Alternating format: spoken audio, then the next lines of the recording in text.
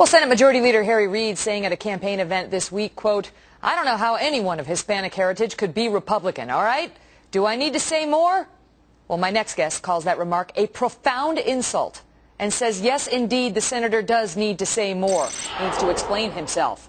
Dr. Manny Alvarez is our senior managing health editor, and he's an American of Hispanic descent. You are none too happy with the Senate Majority Leader. No, absolutely not. I'm very insulted, and I think that the senator owes an apology to a lot of Hispanics in this country.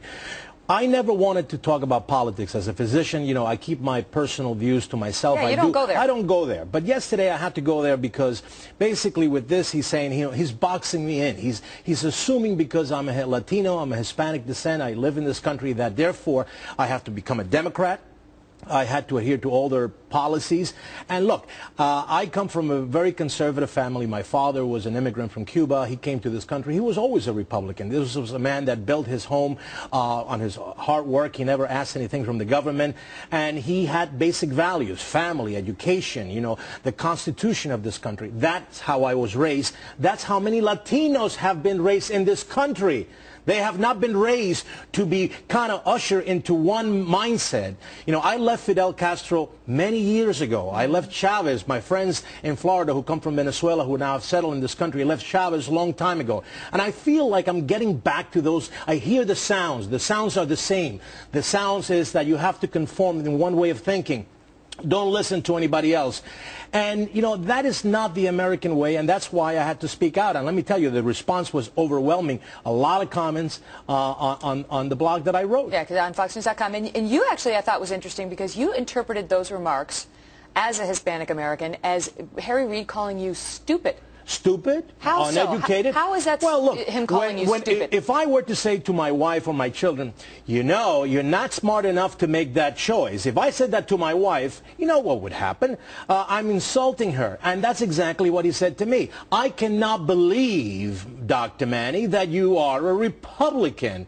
I guess do I need to say any more? So he's implying that either I'm mentally challenged, I'm stupid, I'm uneducated, I have been brainwashed, and in reality, the only thing that I'm doing is I'm sort of standing up for my constitutional rights, and I'm making an informed consent, and I'm very familiar with informed consent. He later came out and tried to soften it a little by saying, what I really meant was, I can't believe how anyone could be a Republican.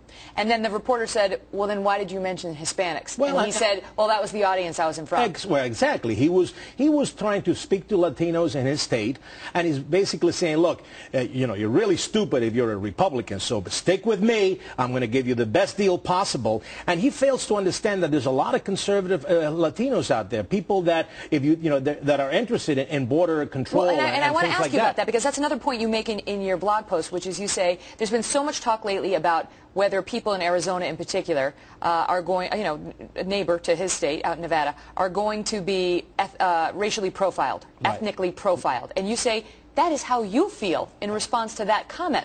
Absolutely. It's not a feel. It's what he said to me. That's exactly what he said to every Latino. You people of Latino descent, my God, don't join any other party, please. You must be mentally challenged. He's profiling me. And that's why, you know, I went out of my way and I went home last night and I told my wife I wrote this thing because I was so angry and, you know, almost to the point of tears, because this affects me. You know, I have children.